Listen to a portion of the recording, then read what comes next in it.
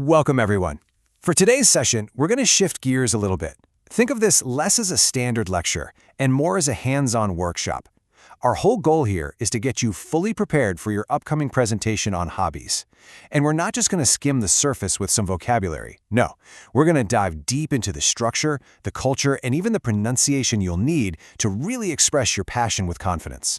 This is all about taking your presentation from just okay to truly outstanding. So here's our game plan for today. As you can see, we're going to tackle this in a very structured way. We'll start by making sure we all understand the assignment itself. Then, we'll build up your vocabulary, your building blocks. After that, we'll look at the sentence structures, how to put those blocks together correctly. From there, we'll get into the really interesting part, explaining why you're passionate about your hobby. Then, we'll cover some super important cultural insights for presenting, and we'll finish up in the lab, practicing pronunciation together. Each step builds on the last, so by the end, you'll have everything you need. Okay, so let's begin by really digging into the goal of this assignment. I want to be clear, this is about more than just standing up and saying, "I like to read." The real goal here is to practice making a connection with your audience using Mandarin. You're being asked to share something personal, something you're passionate about, and that's a huge skill, using language not just to give information, but to share a piece of yourself and build a real rapport. It's something you'll use for the rest of your life. Now let's look at the actual wording from the assignment prompt. It's pretty clear, but let's break it down into its three key parts. First, you have to identify your favorite hobby. That's the what. Second, you need to explain why you enjoy it. That's the justification, the heart of the presentation. And third, you have to describe how you do it. That's the elaboration, the details. So, a successful presentation has to hit all three of these points: what, why, and how. Very well. So, to build this compelling story about your hobby, you first need the right tools, right? You need the right words. This next section is all about giving you that foundation. We're going to look at the essential vocabulary you'll need to talk about your interests with precision and, a little bit of style. So, the most important word for this whole assignment is, of course, "ai hao." This is your word for hobby or interest. Now, from a pronunciation standpoint, this word is really instructive. Listen closely to the tones. It's two fourth tones back to back. The fourth tone is that sharp, falling one, like you're giving a command. So you have I and then hao. Together it's "ai hao." Hear that strong, definitive sound? Practicing this is great because getting those consecutive fourth tones right is a huge step forward in sounding natural.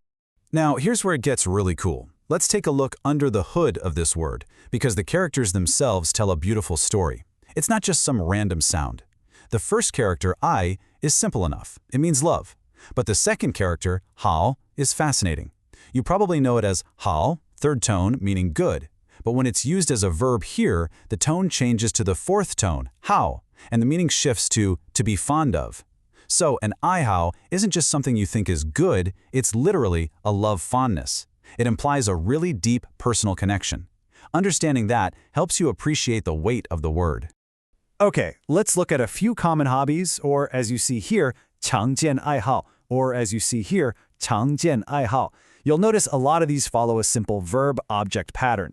For reading, you have 看书, which literally means to look at books. For music, it's 听音乐, to listen to music. We also have general terms like 运动 for sports or exercise, and 旅游 for traveling. And for games, a really common one is 玩游戏. Now, these are just starting points. Think about your specific hobby. Maybe you don't just listen to music. Maybe you play an instrument, right?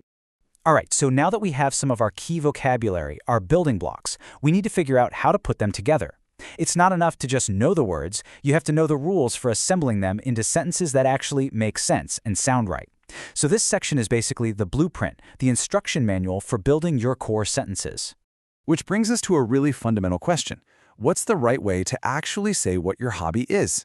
It seems like it should be super simple, but this is an area where a lot of English speakers run into a very common and very avoidable little trap. So let's make sure we deconstruct that. Here is your go-to, rock-solid, basic pattern, 我的好是, and then you just add your hobby. Let's break it down. 我 is I or my. The de makes it possessive. 爱好 is hobby, and 是 is the verb to be. So literally, my hobby is, then you just plug in the activity. So my hobby is reading becomes 我的好是看书. This structure is your best friend for this presentation. It's clear, it's correct, and it's direct. Okay, now let's talk about that trap I mentioned. This is a classic mistake that comes from thinking in English. In English, we might say, I am a person who likes sports. So people try to translate that directly and say, 我是喜欢运动. But in Mandarin, you just don't do that. The verb 喜欢, to like, is a state of verb. It's strong enough to be the main verb all on its own. You don't need to prop it up with 是. In fact, adding 是 is just grammatically wrong. So the correct, natural way to say it is simply 我喜欢运动. Subject, verb, object. That's it. Nailing this one point will make you sound so much more fluent. Excellent.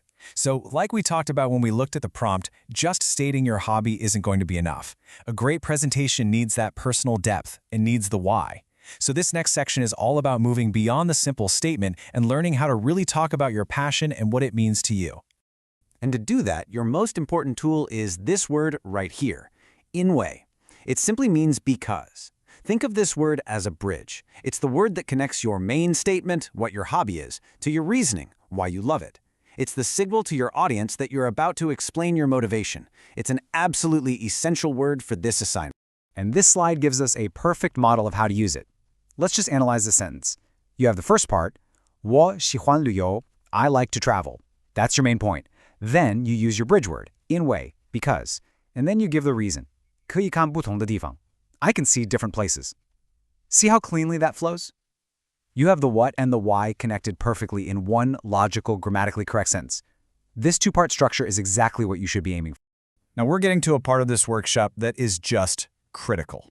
And I mean this not just for this class, but for anyone who ever wants to use their Mandarin in a real-world, professional, or social setting. In Chinese culture, how you present yourself is often just as, if not more, important than the words you're actually saying. This isn't just about language anymore. This is about cultural fluency. So let's go over the essential etiquette, the protocol for a presentation like this. There are 4 stages you absolutely have to include. First, the greeting. And the order here is non-negotiable. You must start by saying, 老师好,大家好. You address the teacher first, 老师, as a sign of respect for the hierarchy. This is huge in academic and professional culture. Then you address everyone else, 大家好. After your presentation, you absolutely must end by thanking the audience, 谢谢大家. These aren't just polite suggestions, they are the expected framework. This proverb, 谦虚使人进步, 谦虚使人进步, perfectly captures a core cultural value. It means modesty helps one to progress. This idea is deeply, deeply ingrained. So when you present, you want to find this balance of what we call humble confidence. You should be proud of your skills and your passion, but you should never be arrogant or boastful. For example, instead of saying, I'm a fantastic painter, you could say, I've really enjoyed learning to paint, and it's a very relaxing activity for me. See the difference? One is boastful, the other is confident but humble.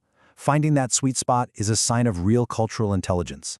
Okay, we're in the home stretch. Our final section is where we put everything together. This is our practice lab. We're going to take all the pieces, the vocabulary, the grammar, the cultural etiquette, and see how they work together in a complete package. We'll start with a full sample presentation, and then we'll use that to zero in on a few common pronunciation hurdles.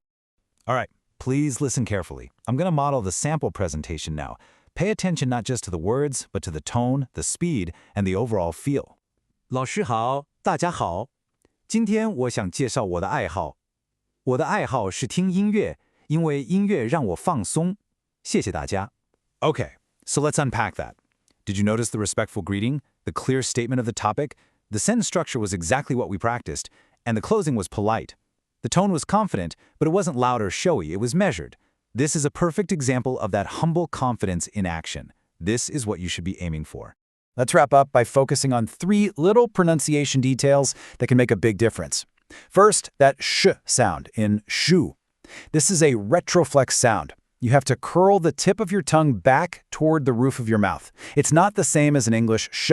It's sh. Second, the word for music, 音乐. A lot of people mispronounce that last vowel. It's not a like in play. It's a short e sound, like in the word get. 乐. Finally, let's look at the tones in a whole phrase like 我的爱好. The pattern is third tone, neutral, fourth, fourth. Listen, 我的爱好. Practicing these little tonal melodies is key to sounding smooth and natural.